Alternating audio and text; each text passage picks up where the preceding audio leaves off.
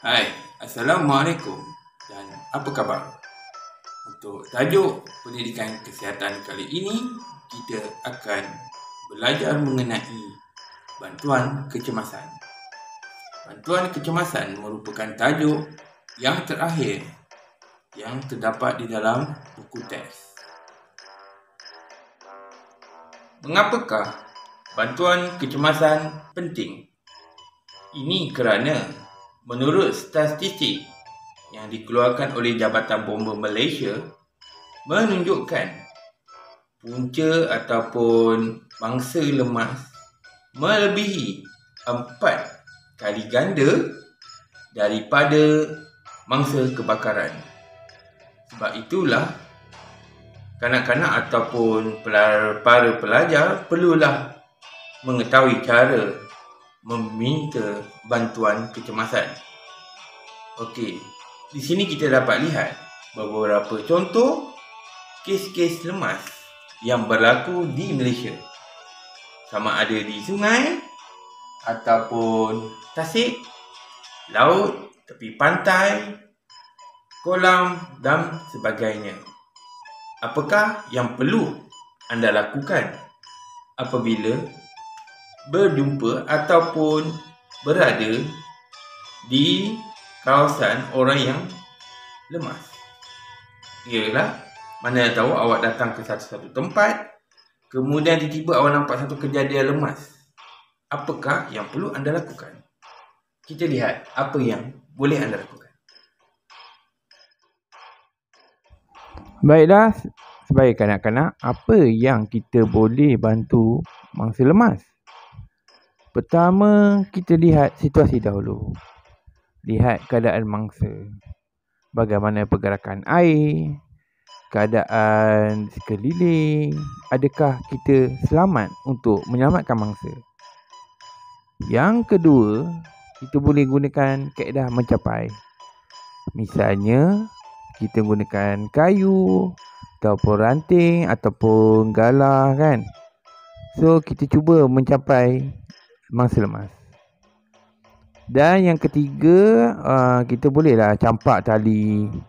Kalau tak ada tali, apa kita boleh buat? Kita boleh ikat baju atau pakaian kita dengan 2-3 orang rakan, jadikan tali. Okey? Dan baling ke arah mangsa.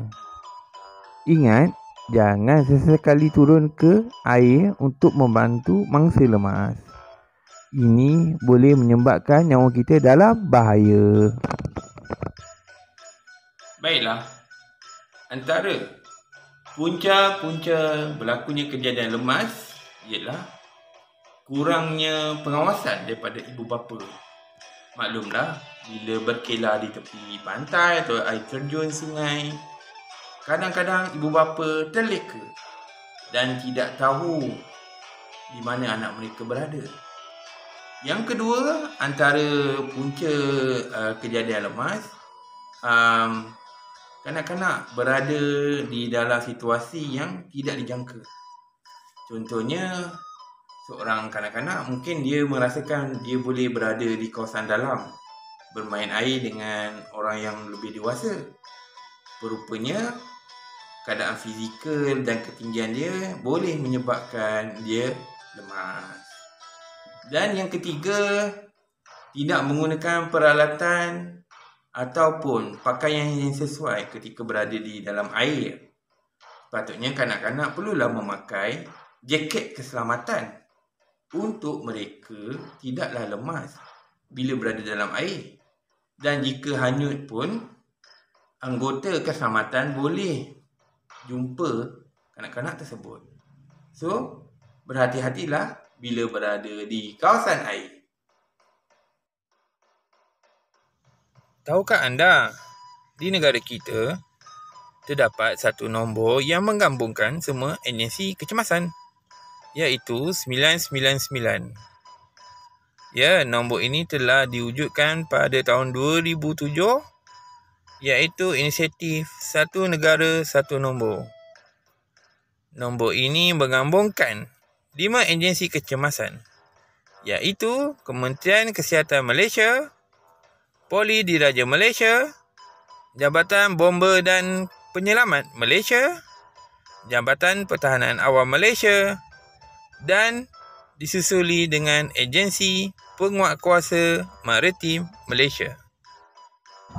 999 merupakan nombor yang penting yang perlu diingati. Apabila berlaku sesuatu kejadian yang tidak diingini, anda bolehlah menghubungi nombor berikut.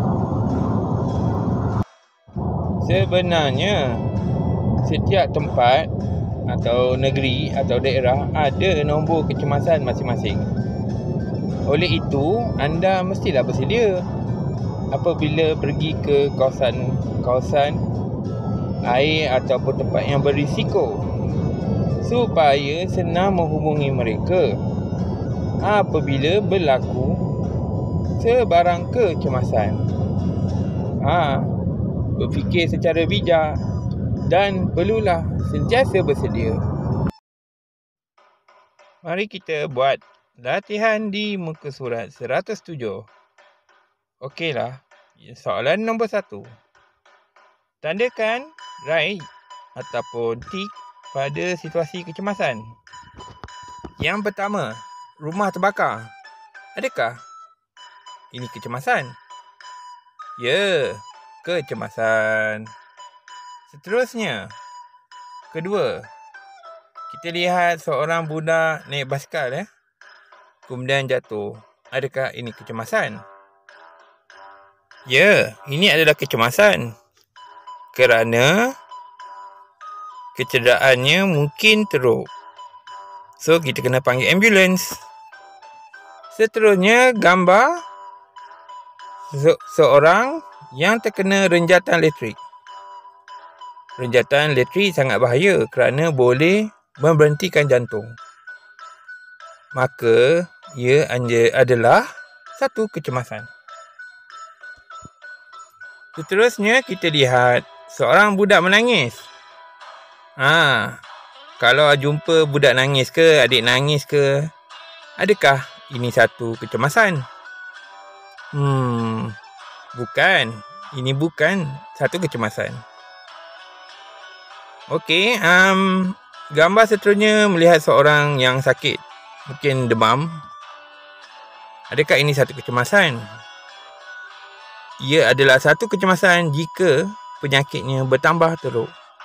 So, kita boleh panggil ambulans. Situasi yang berikutnya melihat seorang kanak-kanak atau rakan anda tercekik. Wow, bahaya juga tercekik ni. Dia boleh menyebabkan seorang tu sesak nafas. Kerana boleh menyebabkan saluran pernafasan tersumbat. So, ini adalah satu hal kecemasan. Maka, bolehlah telefon 999. Adik menangis kerana aiskrim dia jatuh. Ini bukan satu kecemasan. Maka tak perlulah kita telefon petugas keselamatan. Okey? Aiskrim jatuh pun nak nangis. Apa nak jadi? Kita akan teruskan dengan soalan nombor 2. Isi tempat kosong dengan jawapan yang betul. A. Dengan ada 3 pilihan polis, menjerit, menelefon. Okey, kita tengok A. Saya akan apa untuk meminta pertolongan? Saya akan menjerit untuk minta pertolongan. B. Saya akan menelefon untuk mendapatkan bantuan. Dan C. Saya akan minta bantuan daripada polis. Itulah semua jawapan yang betul. Baiklah, itu saja untuk topik ataupun unit 11, bantuan kecemasan. Tahukah anda bantuan kecemasan ini penting dalam menyelamatkan nyawa? Kita tidak tahu apa yang akan berlaku apabila kita berada di sesuatu kawasan. Tak semestinya lemas saja, mungkin kebakaran ataupun kemalangan. Okey, kita kena bertindak dengan cepat. Di dalam tajuk ini juga cikgu dah terangkan mengenai cara-cara untuk mengelak daripada lemas, cara-cara nak beri bantuan kepada mangsa lemas, nombor-nombor telefon jabatan-jabatan pihak-pihak berkuasa yang berada di Malaysia. Dan nanti anda boleh telefonlah mereka apabila berlakunya kecemasan. Ingat, kecemasan saja. Jangan membuat panggilan palsu pula, nanti ditahan lockout. Okeylah, kita akan bertemu lagi untuk tajuk yang seterusnya. Buat latihan semua, okey? Belajar hingga berjaya ya. Usaha tu hinggalah mencapai tahap yang tertinggi. Barulah semua orang